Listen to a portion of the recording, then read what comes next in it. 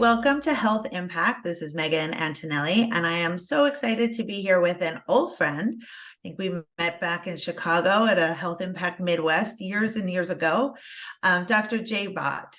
Jay is a practicing physician, primary care, and a public health innovator and instructor at the University of Illinois at the Chicago School of Public Health. And he has recently co-authored a book with Dr. Abha Agrawal. We're here to talk to him about that, as well as his work in healthcare innovation and what he's seeing in trends. Hi, Jay. Hi, Megan. It's wonderful to be with you, and really appreciate the time we have to talk about this really important issue of patient safety. And thanks for lifting up this conversation.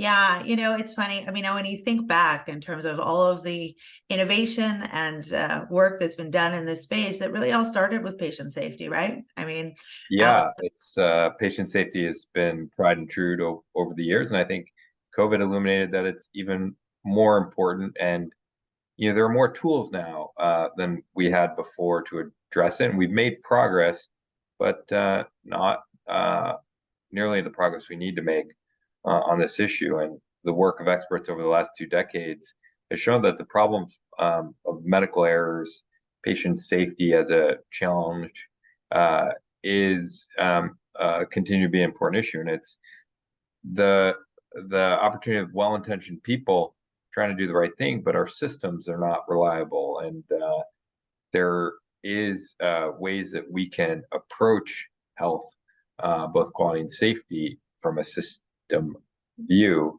that can help us lead to better health outcomes and minimize adverse events. Yeah. So tell us a little bit about the book. I know it's the second edition, Patient Safety, a Case-based Innovative Playbook for Safer Care, correct? So tell us a little bit about the book, and then kind of, what the aim behind it is. I'm honored to be an editor on this book with my colleague and friend, Dr. Abha Agrawal. She is been a medical executive for many years in New York and Chicago, and is an informaticist, and very much driven by improving quality and safety. And so she helped pull together the first edition. We built on that edition with the second one that we're just releasing. And the book aims to serve as a playbook and guide for the creation of a safer healthcare system in this environment and moment. Building on the new technologies, tools, building on our knowledge in quality and safety, and building on what we learned through the pandemic. And this book would not have been possible and wouldn't be available today if it wasn't for the expertise, the commitment, the work of so many authors of the chapters that reflect the issues that are important in patient safety today. And so I'm just so grateful to my colleagues and friends that have contributed to the second edition and offered their views. And these are from healthcare leaders, accomplished practitioners, and experts in patient safety. And so we talk about some of the same issues that are tried and true, the national patient safety goals that have been illuminated by the Joint Commission and others, the Agency for Healthcare Quality Research, the Institute for Healthcare Improvement, the National Foundation for Patient Safety, and many others. But what this book provides is a new vision of patient safety, in this decade to come, and what changes need to fall into place between now and the next decade to have this future of high quality, affordable, equitable care realized. And so we offer this book as a case-based approach because we want the community to learn from these cases in which you can see the opportunities to make different decisions or learn from what unfortunately may have happened in the course of adverse events. And we look at the most common types of medical errors and to help readers learn the key clinical, organizational, and system issues in patient safety. And do you remember, Megan, in the late 90s, The Error is Human, it's a report from the National Academy of Medicine, Institute of Medicine, that really spoke to the number of medical errors, nearly 100,000 a year that we have in this country. And so we've made, again, progress, but a lot more to do. And if we look across the world, that number is at nearly 3 million. Yeah, no, it is. And I think the approach of a case-based, having the examples, having, learning from the mistakes that are made, right? I mean, or, sort of the various situations. Are there some examples in there that you think are, particularly notable? Sure. So we break the book up into several sections. One, the foundation, which is high reliability, health equity, which is a key aspect of patient safety. Quality and equity are two sides of the same coin. You can't have one without the other. And in order to have high quality healthcare, health equity has to be a part of it. And it's certainly been further illuminated through the course of the last several years. The culture of safety is foundational. We talk about through the view of the work of the Hospital Improvement Innovation Network nationally. And as I was former chief medical officer of the American Hospital Association, led the nation's largest hospital improvement innovation network with 34 states and nearly 1,700 hospitals to reduce adverse events by 20%, readmissions by 12%. To talk about some of the lessons from that. Human factors in patient safety, again, a view of reliability, but builds on that, and I think so important, about design and intention, and how we help minimize human error. And COVID-19 and patient safety, we talk about as well.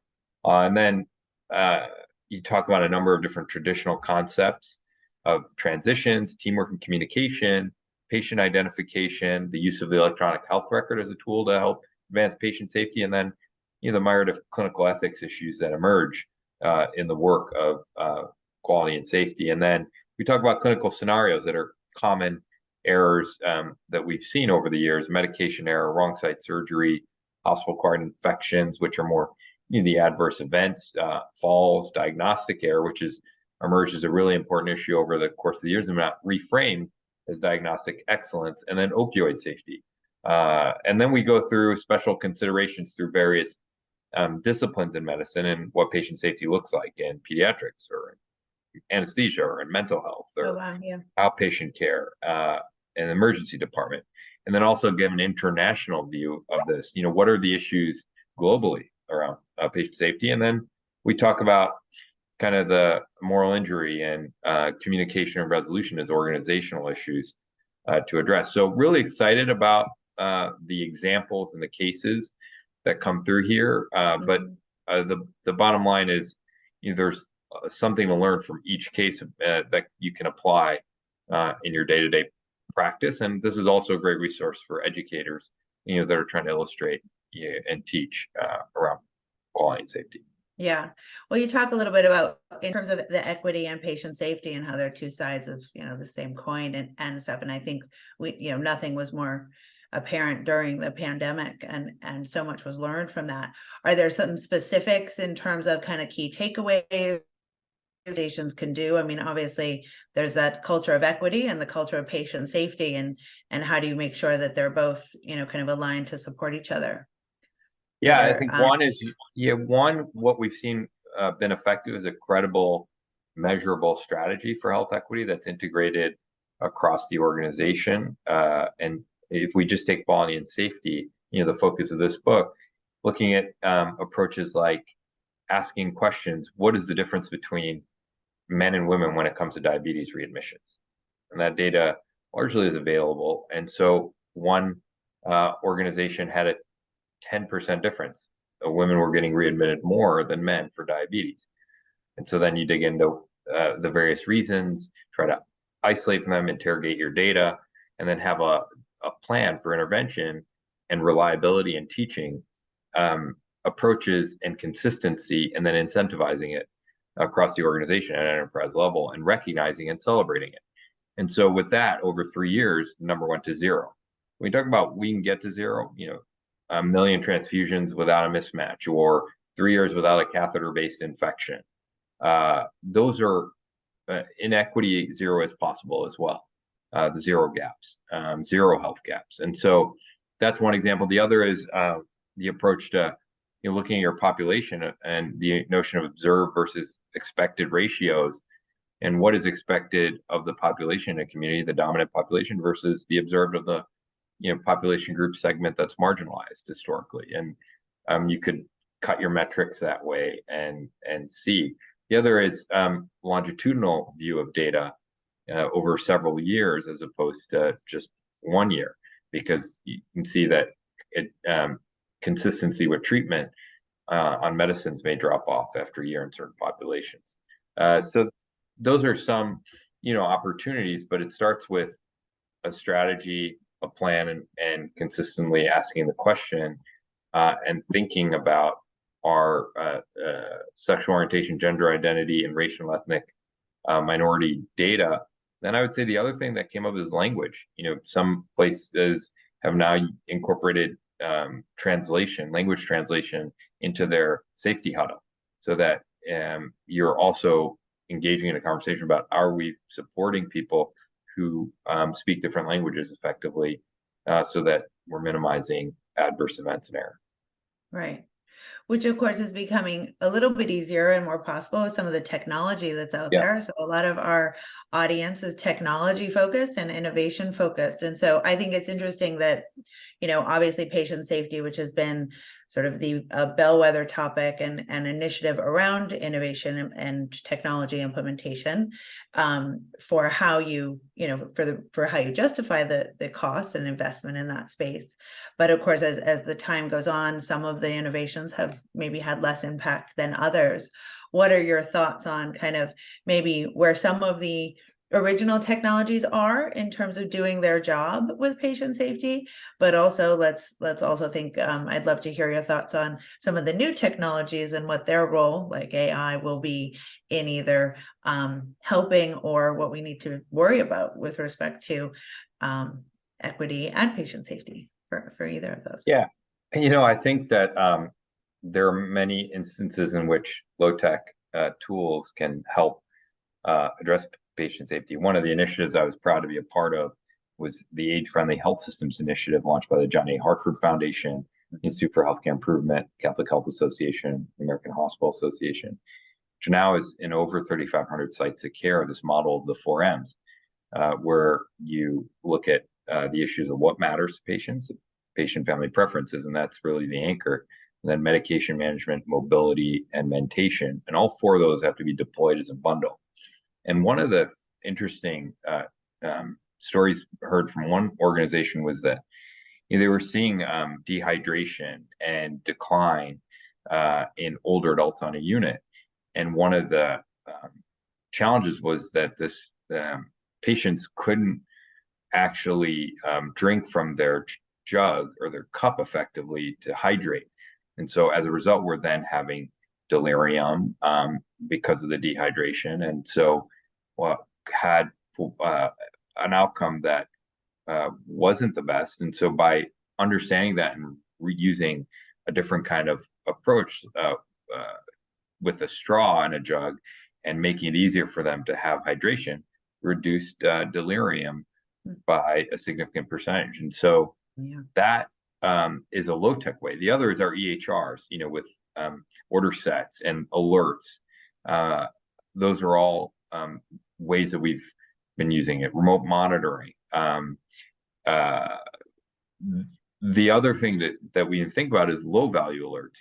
For organizations to evaluate what are high-value alerts versus low-value alerts, and getting rid of low-value alerts gives time back. And when you ask patients what quality means for them, and we learned this from Anna Rundle, one of our pioneer systems in the age-friendly health system movement, was that it was time back for patients to do the things that mattered to them and for people that depended, and for those that depended on them. So I think there's a lot of work that we can do using existing technologies, from digital to remote to things that offer alerts, to even the procedures that are technology driven. We're seeing more use of non-invasive approaches to address conditions, even continuous glucose monitoring, which is such an important area that's not covered by a number of insurance providers, both public and commercial. So that's things that we've done in the past and here over the last several years that I've seen make a difference. The issue of AI has advanced patient safety by helping interrogate data to produce insights, improve decision making, and be able to predict where to intervene and prioritize. So predicting sepsis deterioration, error detection, stratifying patients, and managing the use of medications. Those are all ways that AIs can be used. And predictive AI, different than generative AI. Generative AI, I don't know that it's ready for prime time clinically, but can help us around summarizing and in querying large swaths of data to identify test results or other key areas, or summarize what the current state of condition is in the continuum of treatment, a diagnosis and treatment for a patient. Prior authorization, those are some administrative burdens that are impacting workforce well-being, is another one. The other is imaging, where we've seen AI play an important role and try to identify nodules in the lung or other cancers early on that can be intervened on. So early warning signs, is an area. Yeah, and I think that's an important distinction in terms of the predictive AI versus generative AI, and that the predictive AI, can potentially reduce some time and burden and time to diagnosis and things like that. But if anything, hopefully create redundancy to avoid error of missed diagnosis to some degree, whereas the generative AI isn't really ready for prime time with respect to clinical. So while we can sort of cite and see how errors could be presented if generative AI is the tool we're talking about. But what about on the equity side? I know that might not be a patient safety discussion, but have you in your work now, and are you working on things with respect to AI and equity and sort of the ethics initiatives around that? Yeah, I think that there's the important to have trustworthy and ethical AI and technology. And so having governance, monitoring, testing of algorithms. We know that there's data evidence that suggests that there's bias in clinical algorithms that are embedded in AI. And so I think this is really an important area.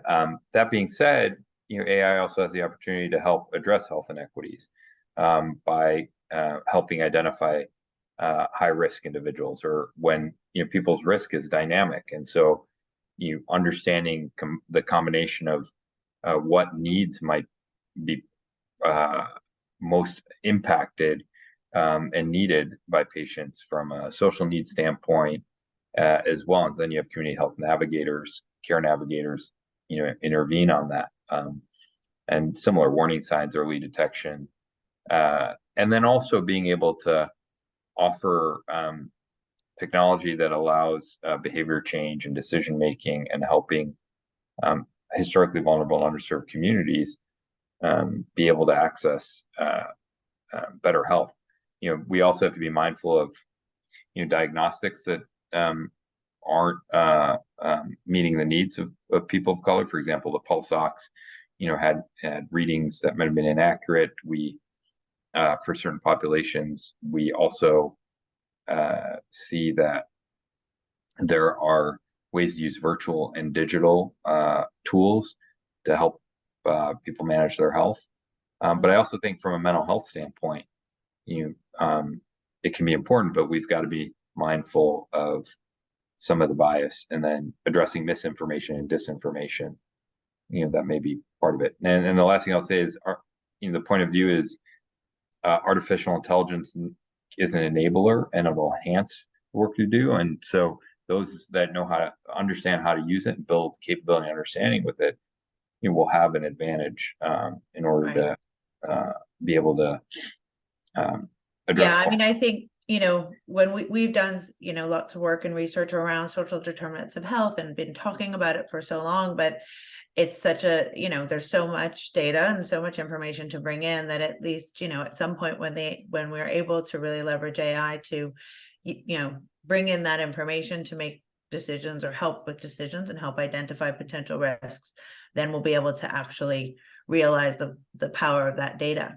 So you sit in a very unique place in terms of, practicing, but also teaching, and then working, even, often with employers and with many different organizations within healthcare. And so I'd love your perspective, especially kind of going back from when, American Hospital Association to now, where there's been a lot of change, but the pandemic certainly brought forward the importance of public health, right? And where that fits in. And I think even with patient safety, it's an interesting discussion because sometimes it does hit on that, sort of public health discussion versus, everyday practice and where a hospital is making decisions. Where do you think we are in terms of that intersection of and that interplay between public health and healthcare? And have we come far enough, and how much further do we have to go? I think my view is that we've made some progress or good examples of how the community health needs assessment is being used as a convening tool and intelligence for a community health strategy to address the needs and co-create needs of a community and co-create with the community. I think there were some great bright spots in terms of how healthcare and public health work together during COVID. I think we've got to scale an approach and set of approaches for public health, healthcare delivery, and community-based organizations to work together, and care models that incorporate those collaborations, and then have a payment model that supports it. So we're seeing some deployment, of various models that are being tested that may be able to do that. And I think there's a renewed sense of accelerating this work. You may have seen the Kaiser Foundation, you may have seen Kaiser Permanente launched a collaborative with a number of associations called the Common Health Coalition that is really focused on exactly this, the intersection between public health, healthcare delivery, and community-based organizations to advance health in America. So I'm really excited about a number of different efforts in this arena. And we're seeing some regulatory tailwinds from the Joint Commission identifying health equity as a national patient safety goal, to NCQA accreditation for health equity for payers, to the work around clinical trial diversity in government and across the industry, and the work of new care models that are incorporating equity, and then population-specific kind of products to serve the LGBTQIA+ population, or Black women, or Latino community in diabetes. So I think all of those require collaboration. We know the health equity is everybody's business, and that it's not a side gig or side hustle, but that it's got to be thought about within the strategic, operational, financial work, and most importantly, doing quality and safety so that we deliver the highest quality, affordable, equitable care to our patients, families, and communities. Absolutely. Well, that is where we want to be, for sure. And you're doing a lot of work in that space to make it happen. So thank you so much for your time. Tell us again where we can get the book and the title. Thank you, Megan. The book, we're really excited about it. Abba and I spent several years pulling together. You can find it on Amazon. Its title is Patient Safety, a Case-based Innovative Playbook for Safer Care. And I know that the first edition was in libraries around the country and world, and we hope that this one will be as well, published by Springer. Yes, no doubt. Well, thanks again. It's always a pleasure to talk to you. Hopefully we'll see you soon at a HealthIMPACT, or maybe at Node Health's Digital Medicine Conference. And keep it up. And I look forward to getting the book, seeing the book, and reading it, and then sharing more with our audience. Thanks, Megan. I really appreciate your leadership and work in this space, and all that you're doing with Node Health and HealthIMPACT, and look forward to seeing you in those venues. Thank you.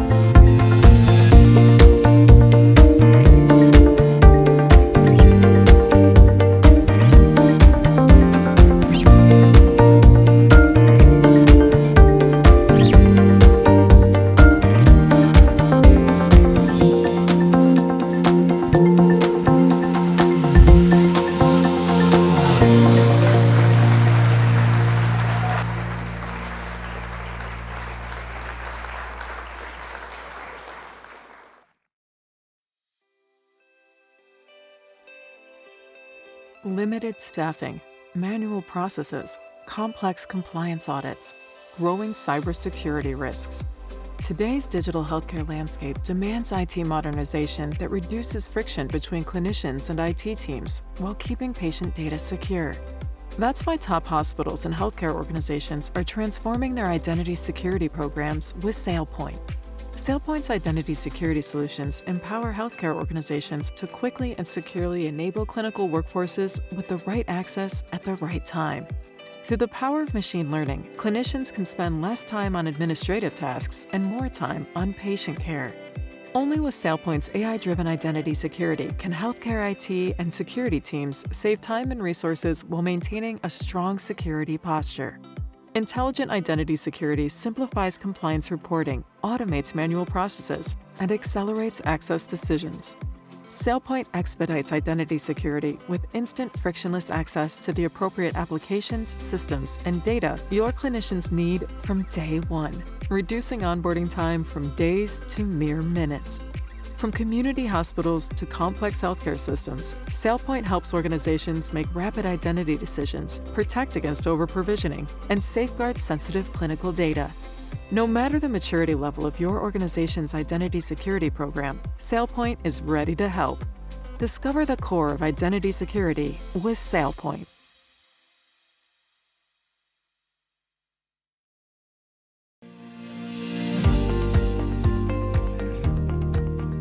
As a physician, I've been honored to walk with my patients across some of the highest peaks and lowest valleys of human experience. What I've found is that healthcare is intensely personal and uniquely human. As I look around the landscape of healthcare today, I see lots of benefits from our new technologies like electronic medical records, telemedicine, wearable sensors, many other things. But one unfortunate side effect is that it has driven a wedge between healthcare workers and their patients. There is a better way. Let's put the human back into healthcare and let robotic process automation take care of all the manual data processing. And so you can recapture the time that you need to build the kind of relationships that patients want to provide the kind of care, healthcare, that they need and they deserve.